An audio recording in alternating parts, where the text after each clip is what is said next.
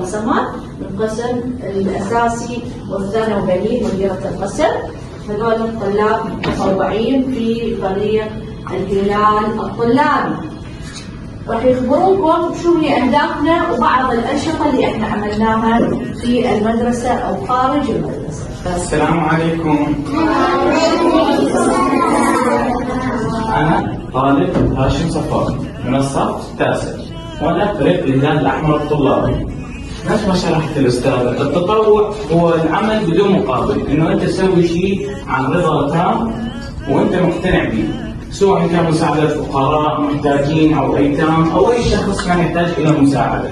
واحدة من مبادراتنا اللي رحنا لها قبل فترة كان يوجد مريض سكري محتاج إلى الأدوية، فتواصلنا مع صيدلية وأخبرناهم أننا بحاجة إلى كمية من الأدوية لمريض السكري، فوافقوا وذهبنا إليهم وأحضرنا الأدوية وذهبنا بها إلى وين؟ مركز الهلال الأحمر، وأعطيناهم إياها وهم بدورهم وصلوها إلى المريض.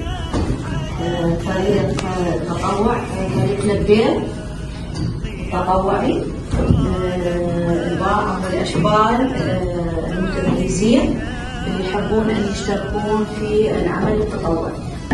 شو تعني تطوع؟ شو معنى كلمة تطوع؟ تطوع للفقراء فقط للفقراء أو الأيتام. تطوع شو معناته؟ المساعدة. أحسنت، كلمة تطوع هي كلمة المساعدة، يعني التطوع المساعدة، مو فقط تكون مساعدة الناس المحتاجين أو مساعدة من يحتاج المساعدة. نعمل داخل المدرسة من اللي يساعدنا؟ أحسنتم، فريق لبين. شو اسمك حبيبتي؟ مريم. خبرنا مريم، شو الفريق لبين؟ شو هدفه؟ المساعدة للفقراء. أحسنتي، المساعدة هدفنا الأساسي احنا كمتطوعين المساعدة. من يخبرني فرحة شو كان في نشاط في المدرسة؟ ها؟ أسماء، شو قال النشاط أسماء؟ أحسنتم، كان شنو؟ مغير؟ أجمل شتاء.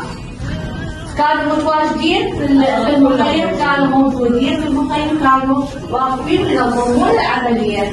إذا إحنا هدفنا المساعدة في كل نشاط يتم داخل المدرسة، وأيضا لما يحتاجون وين؟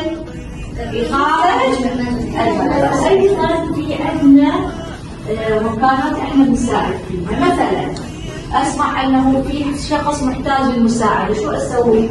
أخبر ماما وماما وأساعد.